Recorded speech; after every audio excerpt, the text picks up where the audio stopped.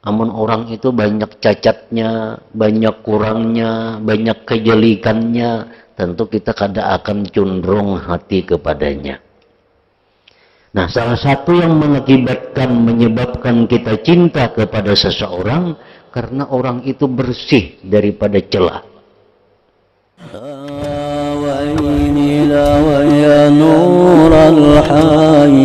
داويني الله وانظر إلي داويني داوي نور بسم الله الرحمن الرحيم الحمد لله رب العالمين وبه نستعين على أمور الدنيا والدين والصلاة والسلام على أشرف الأنبياء والمرسلين سيدنا ومولانا محمد وعلى آله وصحبه أجمعين. قال المصنف الإمام حجة الإسلام أبو حامد محمد بن محمد الغزالي رحمه الله ونفعنا بعلومه.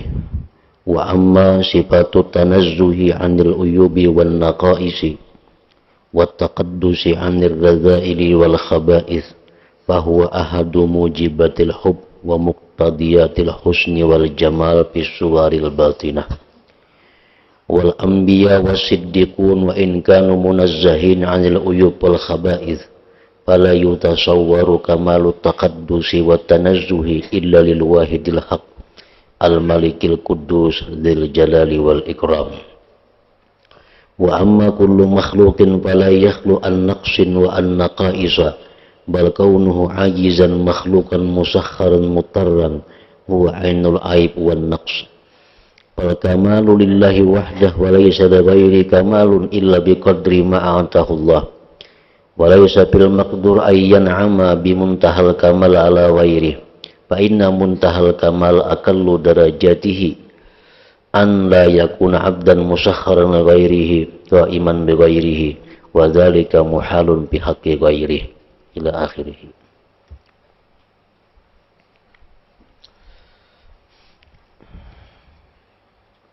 Makna kalamul Imam Al-Ghazali rahimahullah wa nafa'ana bi'ulumi. Adapun sifat kebersihan dari aib-aib dan kekurangan-kekurangan dan kesucian dari kehinaan dan kekejian, maka itu adalah salah satu yang mengharuskan cinta dan yang menuntut kebagusan dan keelokan dalam bentuk batin. Sebagaimana dijelaskan pada pasal-pasal sebelumnya bahwa para nabi, orang-orang siddiqin, orang-orang salihin, mereka itu dicintai, mereka itu disenangi karena keindahan batin mereka. Para rasul, para sahabat, para aulia Allah, mereka itu dicintai bukan karena batang tubuh mereka, tetapi karena ada sifat-sifat batin yang elok yang ada dalam diri mereka itu. Sifat batin yang pertama yang ada dalam diri mereka adalah ilmu.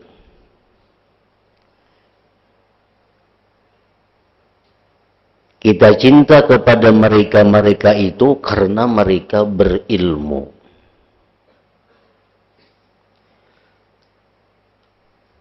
Allah subhanahu wa ta'ala mempunyai sifat ilmu yang jika dibandingkan dengan ilmunya para nabi dan para wali itu, maka ilmu para nabi dan para wali itu seperti setitis air di lautan dibanding ilmu Allah. Nah, maka kalau dasarnya kita mencintai itu karena ilmu, mestinya Allah yang paling dicintai karena Allah adalah yang maha mengetahui segala-galanya. Yang kedua, orang-orang salihin, para nabi, para rasul, mereka itu dicintai karena kemampuan mereka di dalam mengatur, mengajak, membawai manusia ke jalan Allah. Dicintainya para nabi, para rasul karena mereka punya kemampuan siasat untuk berdakwah.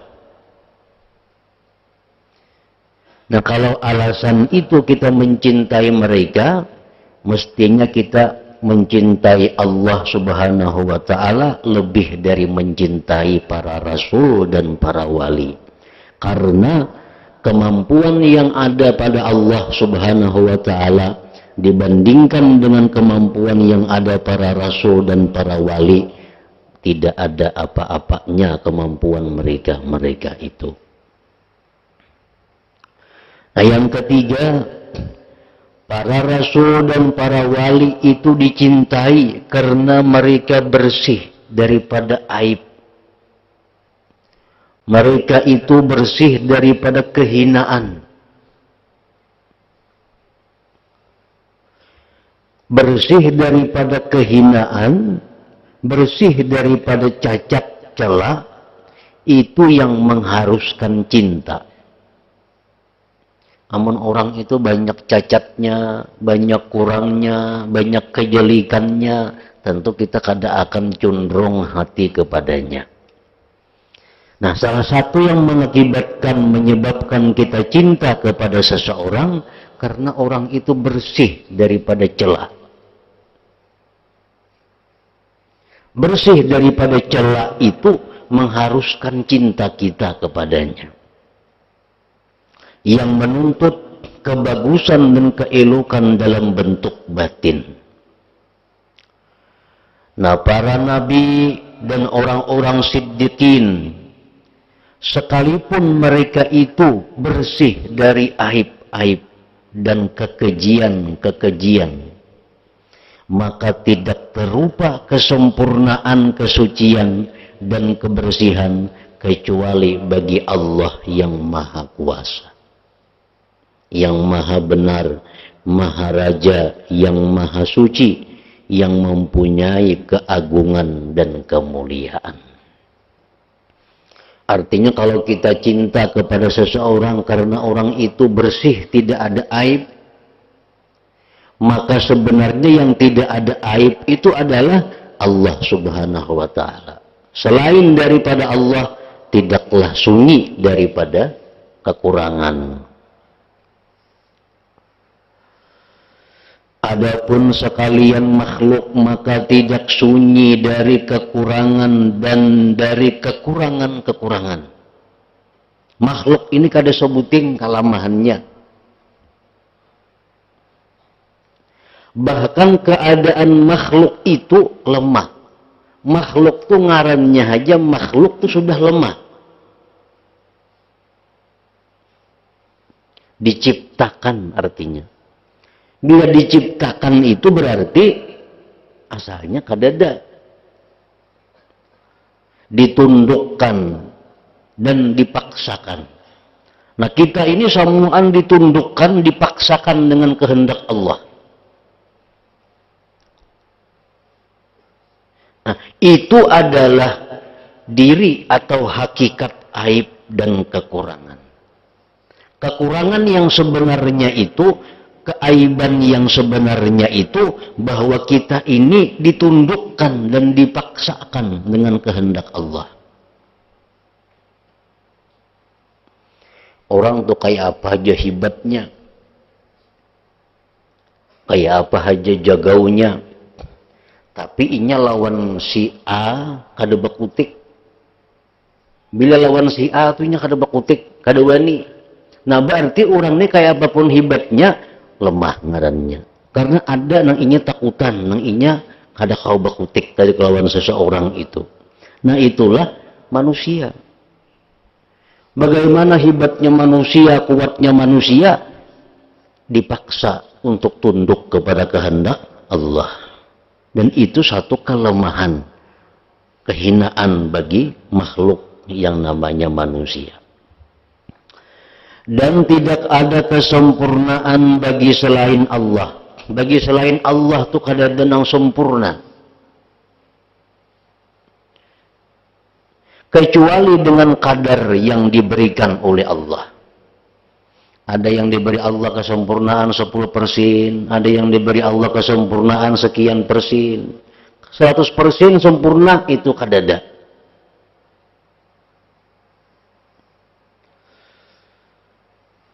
Tidak ada bagi yang diberi kekuasaan, kemampuan itu bersenang-senang dengan penghabisan kesempurnaan di atas yang lain. Karena penghabisan kesempurnaan yang paling sedikit derajatnya itu bahwa tidaklah ia seorang hamba yang ditundukkan bagi orang lain. Yang berdiri dengan orang lain. Nah, kita ini tunduk dengan Allah. Kita ini berdiri dengan Allah. Artinya kita diadakan oleh Allah, ditolong oleh Allah, dipelihara oleh Allah. Itu ngarannya berdiri dengan Allah. Yang demikian itu mustahil pada hak selain Allah. Nang kawa berdiri sendiri itu mustahil selain Allah. Allah lah yang sendiri dengan kesempurnaan, yang bersih dari kekurangan, yang sunyi dari aib-aib. Nah, penjelasan segi-segi kesucian dan kebersihan pada hak Allah dari kekurangan-kekurangan itu akan panjang. Itu termasuk dari rahasia-rahasia ilmu mukasyafah. Maka kami tidak memperpanjang dengan membahasnya. Nah, jadi artinya kalau kita mencintai sesuatu karena kesempurnaannya, mestinya kita mencintai Allah karena Allah yang lebih sempurna. Kalau kita ada mencintai seseorang yang terpuji, seseorang yang tidak ada kekurangannya pada pandangan kita, itu mestinya hanya ditujukan kepada Allah. Karena yang tidak ada kekurangan itu hanyalah Allah Subhanahu wa ta'ala. Maka sifat ini juga jikalau ia kesempurnaan dan keelokan yang dicintai, maka tidak sempurna hakikatnya melainkan bagi Allah. Sempurna itu kadada melainkan bagi Allah. Kesempurnaan selainnya dan kebersihannya itu tidak mutlak. Kalau ada yang selain Allah itu sempurna, kalau ada selain Allah itu bersih, itu kada mutlak. Kada secara umum artinya. Akan tetapi dengan disandarkan kepada yang lebih kuat kekurangannya daripadanya. Ini lebih sempurna jika kalau dibanding kepada yang lebih kurang sempurnanya. Sebagaimana kuda. Kuda itu mempunyai kesempurnaan dengan dibandingkan kepada himar. Nah, jadi kuda itu kadang mutlak inya sempurna. Kalau kuda itu dikatakan sempurna, kalau dibanding lawan himar memang telarang kuda, sempurna kuda. Dan manusia itu mempunyai kesempurnaan dibandingkan kepada kuda. Jadi setiap makhluk ini kalau ada kesempurnaan itu dibanding kepada yang di bawahnya. Asal pokok kekurangan itu mencakup keseluruhan dan hanya saja berbedanya itu pada derajat kekurangannya.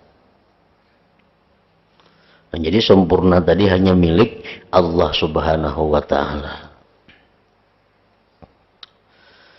Dengan demikian yang elok itu dicintai. Yang indah itu dicintai.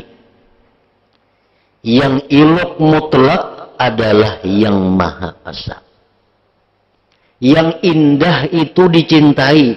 Sedangkan yang indah sebujurnya itu adalah Allah. Orang ini bungas. Amun dibanding lawan nang tak kurang bungasnya. Amun dibanding nang tak bungas, kalah pulang orang ini. Nah, jadi kebungasan seseorang itu kada mutlak. Dikatakan bungas, amun bandingannya kada nang bungasnya.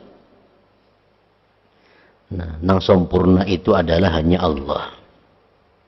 Yang tidak ada bandingan baginya, yang sendirian, yang tidak ada lawan baginya, yang setiap sesuatu itu bergantung kepadanya Allah, yang tidak ada yang menentang baginya, yang maha kaya, yang tidak ada hajat baginya, yang maha kuasa, yang melakukan apa yang dikehendakinya, yang menghukum apa yang dikehendaki. Tidak ada yang menolak bagi hukumnya Allah. Tidak ada yang mendatangkan akibat bagi qadanya keputusannya. Yang maha tahu, yang tidak tersembunyi dari ilmunya seberat zarrah di langit dan di bumi. Yang maha perkasa, yang tidak keluar dari genggaman kekuasaannya leher-leher orang-orang yang sombong. Artinya kayak apa ya orang tersombongnya tetap kada keluar dari genggaman Allah. Tidak terlepas dari kekuasaan dan keperkasaan leher-leher raja. Yang azali, arti azali yang tidak ada permulaan pada wujudnya. Yang kekal, yang tidak ada batas akhir untuk kekalnya. Yang daruri wujudnya, yang pasti adanya. Yang tidak berputar kemungkinan tidak ada di sekitar hadratnya. Artinya sifat tidak ada itu kada mungkin kepada Allah. Yang berdiri sendiri, yang berdiri dengan dirinya sendiri, dan setiap yang wujud itu, kita nih, wujud ngarannya berdiri dengannya Allah. Yang menguasai langit dan bumi, yang menciptakan semua benda, binatang dan tumbuh-tumbuhan, yang sendiri dengan kemuliaan dan kekuasaan, yang bersendiri dengan mulki dan malakut, yang memiliki karunia dan kebesaran, kebagusan dan keelokan, kekuasaan dan kesempurnaan. Yang bingung dalam mengenal kebesarannya akal-akal manusia. Akal-akal manusia itu kada mampu untuk mendalami hakikat kebesaran Allah. Dan lisan-lisan merasa bisu pada mensifatkannya. Kayak apa kita menjelaskan tentang Allah itu sejelas-jelasnya, kada mampu lisan kita. Bisu, kada cukup. Yang kesempurnaan ma'rifat orang-orang yang arif adalah mengaku lemah dari ma'rifat kepadanya. Orang-orang yang hendak mengenali Allah, mereka berjuang sedemikian rupa menuntut ilmu habis-habisan, mengamalkan ilmu, bermujahadah macam-macam supaya dapat mengenali Allah, yang pada akhirnya mereka mengaku tidak mampu mengenal Allah. Itu akhirnya mereka tidak mampu mengenal Allah. Dan kesudahan kenabian para nabi adalah pengakuan dengan kurang daripada mensifatkannya. Nabi-nabi pun merasa kada mampu mensifatkan Allah sebagaimana yang sebenarnya. Sebagaimana sabda Rasulullah, pemimpin para nabi sallallahu alaihi wasallam, la uhsi thana'an 'alaika anta kama athnaita 'ala nafsik. Artinya ujar nabi kita, aku tidak dapat menghitung pujian kepadamu, engkau sebagaimana engkau memuji kepada dirimu. Artinya kalau kita memuji sesuatu, itu kalau kita hitung. Si fulan itu kehebatannya 1 ini, 2 ini, 3 ini, 4 ini, kelebihannya 6 ini, 7, kita kalau menghitung. Tapi kalau Allah, Nabi kita pun mengaku tidak akan mampu menghitung kesempurnaan dan kehebatan Allah. Pemimpin orang-orang yang benar Abu Bakar Siddiq radhiyallahu taala anhu berkata, kelemahan dari mendapatkan pengetahuan adalah pengetahuan. Artinya kalau kita ini mengakui bahwa kita ini kadang mampu mengenal Allah, itu merupakan awal perkenalan kita dengan Allah.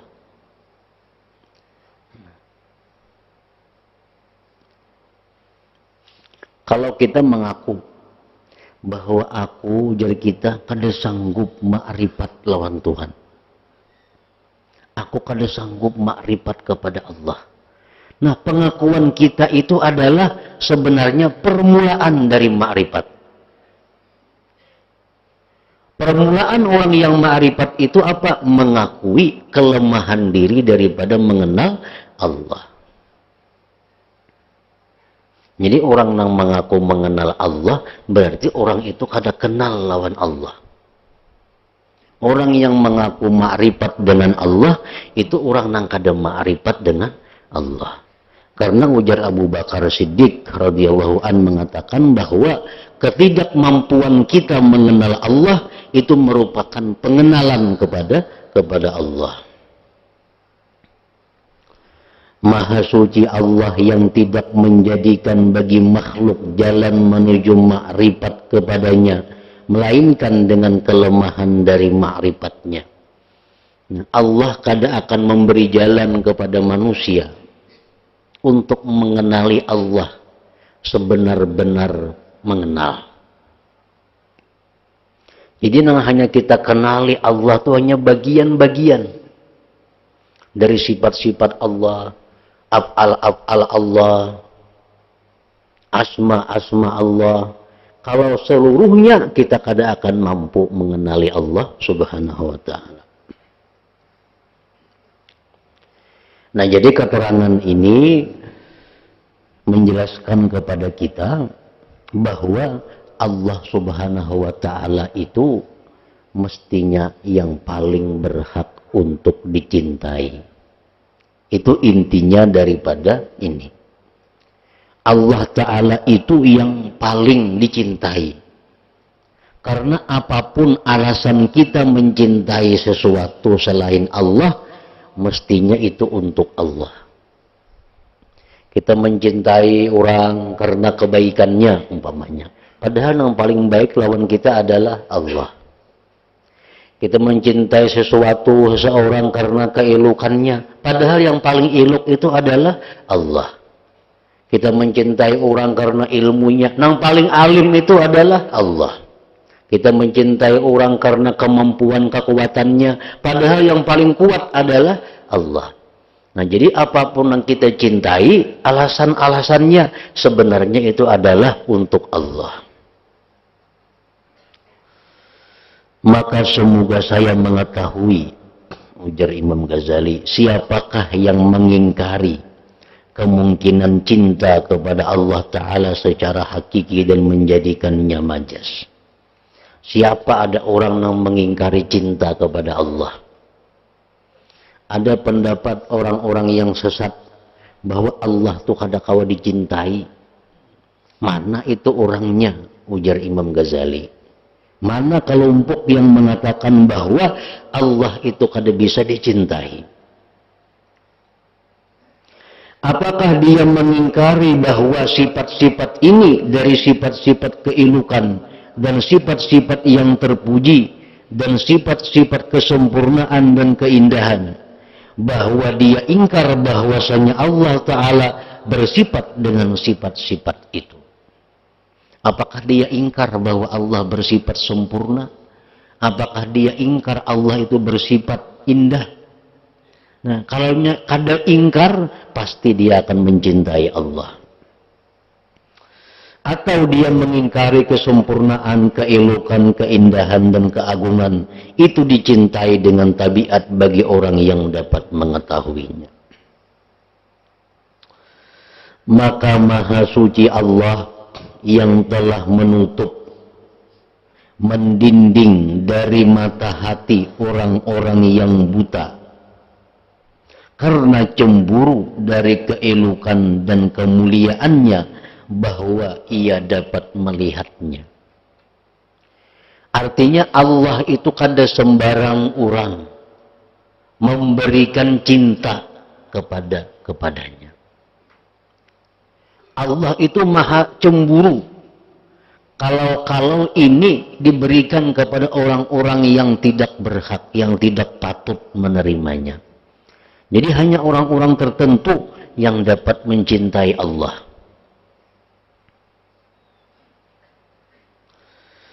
Kecuali orang yang mendahului baginya sifat-sifat yang baik daripadanya, yang mana mereka itu dijauhkan dari api terdinding atau terhijab, dan ditinggalkan orang-orang yang rugi dalam kegelapan, kebutaan, mereka bingung. Orang-orang yang rugi, orang-orang yang buta, mereka bingung, kada bisa mencintai Allah itu. Kayak apa supaya cinta lawan Allah itu?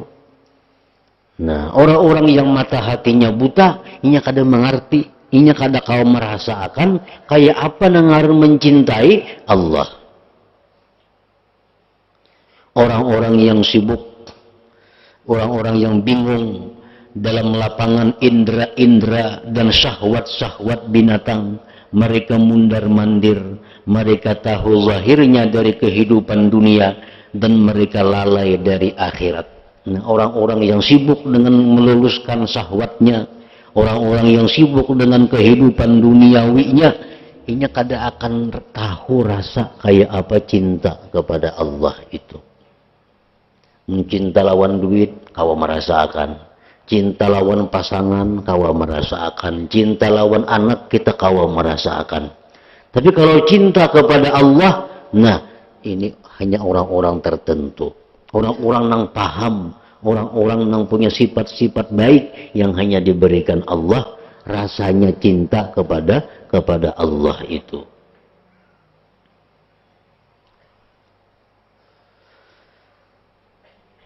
Segala puji bagi Allah, bahkan kebanyakan orang dari mereka itu tidak mengetahui. Jangankan hendak merasakan cinta kepada Allah, mengetahui pun kada. Nah, kayak apa garang cinta kepada Allah itu?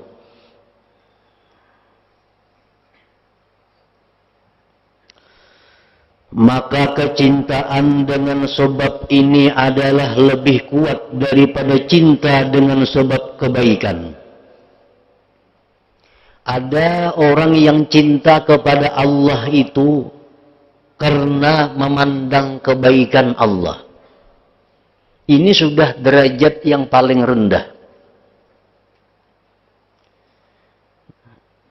Inya ini merasa diciptakan Allah, disihatkan Allah, diberikan Allah kemampuan macam-macam, diberikan Allah nikmat macam-macam. Inya merasa banyak kebaikan Allah, lalu dia cinta kepada Allah. Nah, ini paling rendah derajat cinta. Kecintaan dengan sebab ini yang mana? Sebab ini yang memandang kepada keilukan Allah. Lebih kuat daripada cinta dengan sebab kebaikan. Orang itu cinta kepada sesuatu ada karena keilukannya, kebungasannya, bahasa kitanya. Ada orang cinta kepada sesuatu karena kebaikannya. Nah, cinta kepada karena kebungasan itu lebih baik daripada cinta karena kebaikan. Orang yang cinta karena kebaikan, nyerancak tiap hari memberi, tiap hari memberi, tiap hari memberi, lalu jatuh cinta. Karena mun ampihnya memberi, kada cinta lagi. Karena cintanya karena kebaikan. Nah, yang kedua ada orang cinta karena keilukannya. Ini memberi kah, kadakah? Ini melihat gin sudah ketujuh. Nah, itu cinta karena keilukan. Itu lebih mulia daripada cinta karena pemberian tadi. Karena yang demikian Allah Ta'ala mewahyukan kepada Nabi Daud alaihissalam. Sesungguhnya ujar Tuhan kepada Nabi Daud, yang terbanyak dari mereka cintanya kepadaku adalah orang yang menyembahku dengan tanpa pemberian. Akan tetapi agar ia memberikan ketuhanan haknya. Ada orang yang beribadah kepada Allah rajin, beribadah kepada Allah sungguh karena merasa banyak diberi Allah. Ini padahal sudah baik manusia rangka ini. Aku ini mesti sembahyang, aku ini mesti membaca Quran, aku ini mesti berzikir, aku ini mesti bersalawat. Kenapa? Karena aku ini banyak diberi Tuhan macam-macam. Nah ini sudah baik sebenarnya. Tapi alangkah baiknya lagi kalau kita beribadah itu karena menunaikan hak kita sebagai hamba Allah. Itu lebih baik lagi. Padahal yang tadi sudah sulit. Itu pun sudah jarang. Ada orang yang karena banyak diberi Allah, lalu banyak ibadahnya. Justru sebaliknya yang kita temui, orang yang sedikit diberi Allah itu yang banyak ibadah. Itu yang kebanyakannya. Orang nangkar tapi bisi harta, itu bisa banyak ibadahnya. Dibanding orang yang lebih banyak berisi harta. Nah itu kenyataan. Mestinya orang yang makin banyak diberi Tuhan, makin banyak zikirnya. Makin banyak sembahyangnya, makin banyak sedekahnya, makin banyak segala kebaikannya. Nah ini tanda-tanda orang baik. Karena banyak menerima pemberian Tuhan. Macam-macam diberi Tuhan. Mestinya lebih banyak juga ibadah dibanding orang yang susah payah mencari makan. Mencari sesuap nasi.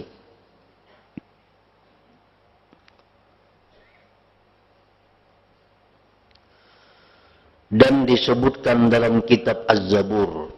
Siapakah orang yang paling zalim? Artinya tidak ada orang yang paling zalim daripada orang yang menyembah kepadaku karena surga atau neraka. Ujar Tuhan, orang yang paling zalim itu orang yang menyembahku karena surga atau neraka. Jikalau aku tidak menciptakan surga dan tidak menciptakan neraka, niscaya aku tidak berhak ditaati mereka. Allah mengatakan itu manusia, gitu Tuhan, sangat zalim, sangat aniaya. Orang yang menyembah karena surgaku, karena nerakaku. Sebab andai kata surga dan neraka itu kada ku ciptakan, barangkali aku kada disembahnya, ujar Tuhan.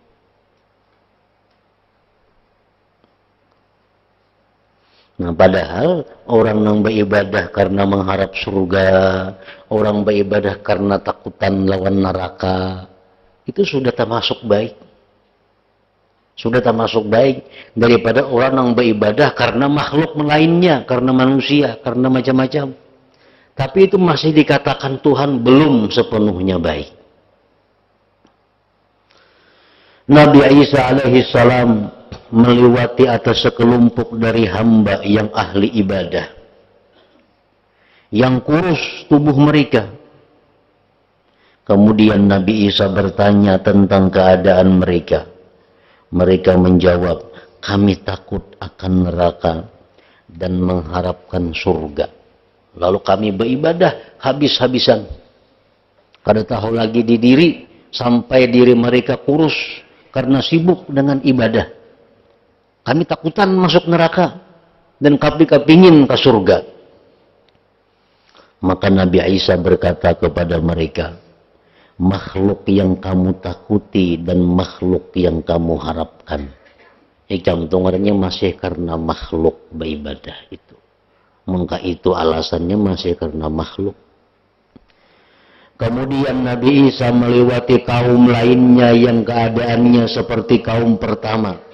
Ada pulang kaum yang kedua yang dilewati Nabi Isa, kurus kering karena beribadah kepada Allah. Nabi Isa bertanya tentang keadaan mereka. Mereka menjawab, kami menyembah Allah karena cinta kepadanya dan karena mengagungkan bagi kebesarannya. Maka Nabi Isa berkata kepada mereka, kamu semua wali-wali Allah yang sebenarnya. Bersama kamu aku disuruh supaya bermukim, bertempat tinggal. Jadi artinya orang-orang yang beribadah kepada Allah karena cinta kepada Allah, itulah orang-orang yang digolongkan aulia Allah, wali-wali Allah. Selama kita beribadah masih mengharapkan surga, selama kita beribadah masih takut dengan neraka, selama kita beribadah masih takutan siksa kubur, selama kita beribadah masih mengharapkan macam-macam kepada Allah, itu kita belum wali lagi ngarannya. Belum wali.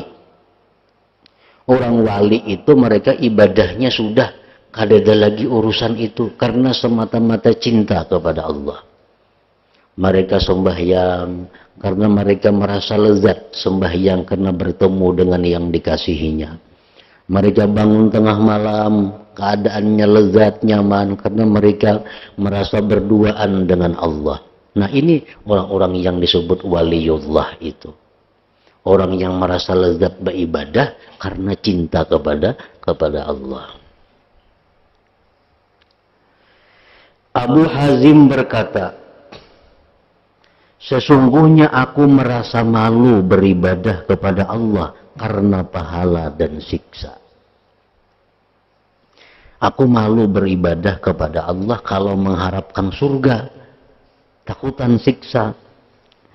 Maka aku seperti hamba budak yang jahat, yang apabila tidak takut maka ia tidak bekerja, dan seperti buruh yang jahat, yang apabila tidak diberi upah maka ia tidak bekerja.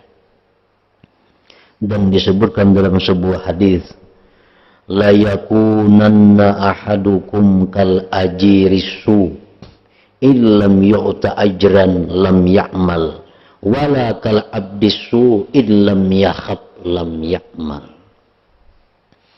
Artinya janganlah salah seorang di antara kamu seperti buruh yang jahat. Jika ia tidak diberi upah, maka ia tidak bekerja. Dan janganlah seperti budak yang jahat, yang jika ia tidak takut, niscaya ia tidak bekerja. Nah, lalu kenapa di dalam Al-Quran, di dalam hadis, itu seringkali Rasulullah ini mengiming-imingi orang yang sembahyang ini dapat ini, orang yang membaca ini akan diberi ini, orang yang mengamalkan ini masuk surga, orang yang ini masuk neraka. Itu di Quran sangat banyak, dalam hadis pun banyak. Nah, itu hadis, itu ayat-ayat Allah didakwahkan oleh Rasulullah sewaktu beliau awal-awal mengajarkan Islam. Untuk orang-orang mu'allaf, orang-orang hanyar masuk Islam, hanyar mengucap 2 kalimat syahadat. Nah itu nang icam lah, jangan kada sembahyang karena kan neraka mati. Icam sembahyang 5 waktu karena kan kena ke surga mati. Nah ini untuk orang-orang mu'allaf. Ikam puasa, kena diampuni Tuhan dosa-dosa ikam. Kamu sembahyang Tuhan, kena murah rezeki ikam. Ini adalah rayuan-rayuan untuk menarik simpati kepada Islam dan agar mu'allaf ini rajin beribadah kepada Allah. Nah, amun nang kada mu'allaf itu kada cocok lagi. Berpuluh-puluh tahun sudah masuk Islam, itu kada cocok lagi. Nah, orang-orang yang sudah puluhan tahun berislam ini, mereka itu beribadah bukan mengharapkan itu lagi, bukan takutan siksa lagi, tapi hendaknya semata-mata karena menunaikan hak Allah, karena semata-mata mencintai kepada Allah. Nah, jadi bujur aja Quran itu demikian, hadis demikian, itu rayuan, bujukan kepada orang-orang agar masuk Islam. Nah, hanya Islam supaya tetap Islam, lalu dijelaskan oleh Tuhan dengan iming-iming pahala, ancaman-ancaman neraka. Nah, jadi itu mintal-mintal seperti itu adalah mintalnya orang mu'allaf, orang yang hanyar masuk Islam. Kita nih beribadah ini misalnya,